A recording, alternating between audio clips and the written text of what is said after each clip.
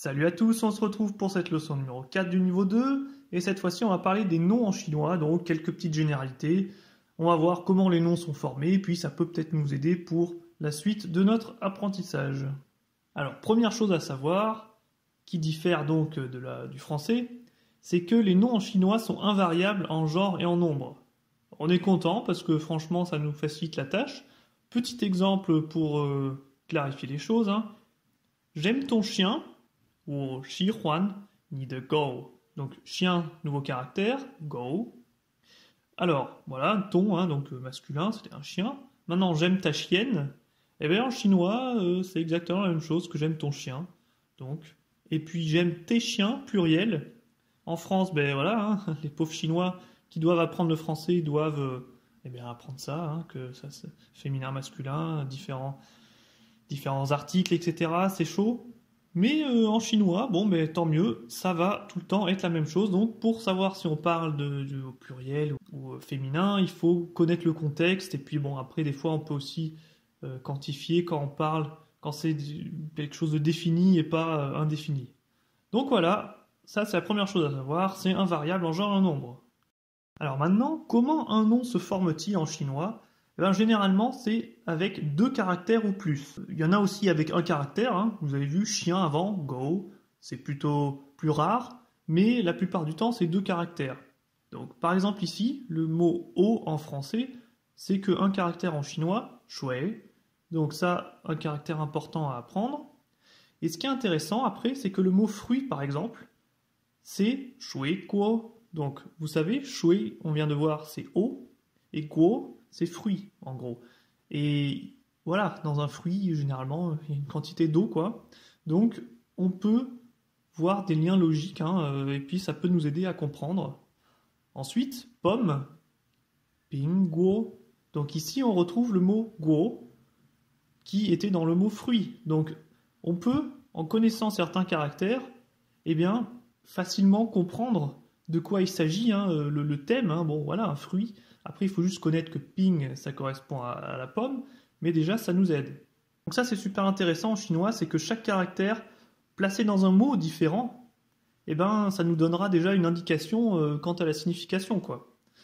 Ensuite, autre exemple, donc il y a certains noms qui peuvent être formés de 2 caractères identiques, par exemple, jie, qui veut dire grande sœur. Alors ici, vous voyez la partie gauche du caractère de jie, donc on reconnaît la même partie gauche que le caractère ta qui veut dire elle.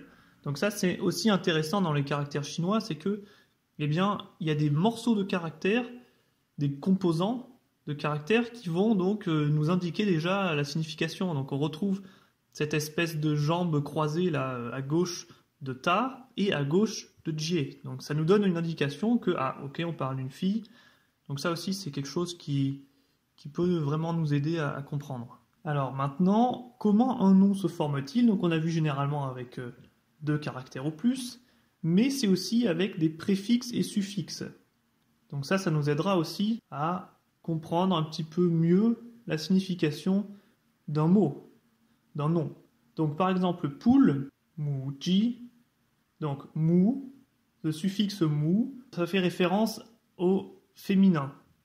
Alors que gongji, le gong, c'est le préfixe qui fait référence au masculin. Et on voit, on a le même caractère ji. Vous voyez d'ailleurs qui ressemble, la partie droite du caractère ji ressemble un peu à une tête de poulet, quoi. Avec un peu d'imagination.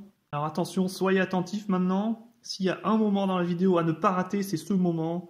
C'est le mot chiotte. Et oui, parce que si vous voyagez en Chine et que vous mangez quelque chose d'épicé ou je sais pas et que il faut absolument aller aux toilettes pour vous libérer, eh bien peut-être qu'ils ne parlent pas anglais en Chine, hein, où vous vous trouvez, donc il faut savoir dire, il faut savoir se faire comprendre, hein. Donc, bon ok, le langage des gestes, ça existe aussi, mais c'est quand même mieux de savoir dire le mot chiotte en chinois. Donc, il se dit tse suo. Donc ici, intéressant, le suffixe suo, qui signifie donc un local, voilà, un espace clos, hein. Donc, ce suffixe suo, on pourra le trouver aussi dans d'autres mots, mais ça nous donne une indication, voilà, d'un local, d'un lieu clos. Maintenant, mesdames et messieurs, ça c'est quelque chose que vous allez entendre si vous prenez l'avion pour aller en Chine. Alors, mesdames se dit nu, chemin. Donc, nu, vous reconnaissez encore une fois le caractère avec les jambes qui se croisent, donc ça encore une fois un signe de féminin. Et ensuite, messieurs, xian shengmen. Ok, donc ça c'est à apprendre aussi parce que vous allez l'entendre. Et ici, ce qui est intéressant, c'est le caractère men à la fin, donc c'est un suffixe, par exemple, qu'on retrouve aussi dans le pronom nimen. Donc, quand vous dites, par exemple, vous êtes un sportif et puis il y a tout le monde qui vous applaudit, et si vous voulez dire, bon, ben, xie xie nimen, donc merci à tous, men ici fait référence à un public, à une totalité, quoi, de personnes. Ok, donc là, ça nous fait quand même pas mal de caractères à apprendre, hein. Là, c'est assez fat, mais bon, on est là pour apprendre, hein. Et une dernière chose à savoir, c'est les classificateurs. Alors, qu'est-ce que c'est que ça? C'est quelque chose de difficile pour nous Français parce qu'il va falloir apprendre par cœur. En gros, c'est des caractères, des groupes de mots qui vont s'associer à des noms. Alors, c'est comme en gros, nous, en France, on dit un paquet de cigarettes ou un brin d'herbe, ce genre de mots, hein, brin, paquet. Eh bien, en chinois, on a aussi ce genre de choses. Et malheureusement pour nous, oui, il en existe une centaine, il va falloir les apprendre, et certains n'ont même pas de signification. Ils s'associent juste à des noms, mais ils n'ont pas de signification, il faut l'apprendre. Donc, par exemple, hein, juste pour introduire le sujet, hein, on va voir ça plus en détail dans la suite, dans d'autres vidéos, mais ce chien, zhe, go, ici vous voyez ce caractère zhe qui eh bien, s'associe au caractère chien, pour dire ce chien. Et ouais, donc là, ce qui est rassurant, c'est que par exemple ce je, donc surligné en jaune, on le retrouvera quasiment pour tous les animaux. C'est un classificateur qui s'emploiera avec les animaux. Ok. Ensuite, 5 pommes. Quand on veut dire 5, eh bien on ne dit pas juste ou pingo. Eh non, il y a un classificateur, parce qu'en gros on dit 5 unités de pommes. On ne dit pas 5 pommes. Voilà, il faut toujours qu'il y ait un classificateur. Donc, ou, ge, donc ge, on l'avait déjà vu, ce caractère, mais ça c'est pour les quantités. Donc bien sûr, par exemple, si vous dites 3 personnes, vous dites sangeren. Donc voilà, quand il y a une notion de quantité, ça va être ge. Ensuite, 8 films. Oui, mais là on se dit, ben ouais, 8 films, quantité. Eh ben non, pour film, il faut savoir que le classificateur associé, c'est bou. Et voilà, donc c'est là la difficulté, vous la voyez, c'est que, eh bien, pour chaque nom, il y aura un classificateur qu'il va falloir connaître, et ben, ça c'est quelque chose de difficile, et on va le voir au fur et à mesure, en apprenant donc des noms, on va l'apprendre au fur et à mesure, c'est quelque chose d'assez compliqué à retenir directement, déjà qu'on est en train d'apprendre les caractères.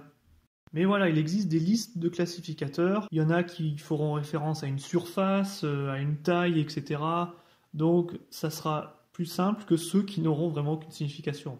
Mais on va voir ça au fur et à mesure. Donc, voilà, donc pour résumer cette leçon, on a appris 19 nouveaux caractères et on en connaît maintenant plus de 100. On est à 118. Ça commence à faire déjà pas mal. Alors, les noms en chinois sont invariables en genre en nombre. Ça, c'est la bonne nouvelle. Les préfixes et suffixes permettent de mieux comprendre les noms. Ça aussi, c'est une bonne nouvelle. Il y a des liens logiques entre différents mots parce qu'on reconnaît différents caractères. Et par contre, voilà, l'enfer, ça va être, de mon point de vue, hein, les classificateurs, parce qu'il va falloir eh bien, les apprendre, parce qu'ils ont parfois pas de signification, mais ils s'associent à des noms, quand on veut dire eh bien, un paquet de ça, etc., ce genre de choses. Donc, eh bien, il va falloir apprendre par cœur, et ça, on va le voir au fur et à mesure, et puis dans une leçon plus spécifique aussi. Merci à tous en tout cas d'avoir suivi cette vidéo. N'hésitez pas à laisser quelques commentaires si c'est pas clair ou bon, je suis en train d'apprendre comme vous, donc si vous avez aussi des remarques constructives, franchement, avec plaisir. Et puis, la prochaine vidéo sera donc un test de reconnaissance des caractères, comme on l'a déjà fait à la leçon 1, pour voir maintenant si on est capable de reconnaître ces 118 caractères et si on n'est pas en train de tout mélanger. Donc voilà, ben merci et puis à la prochaine.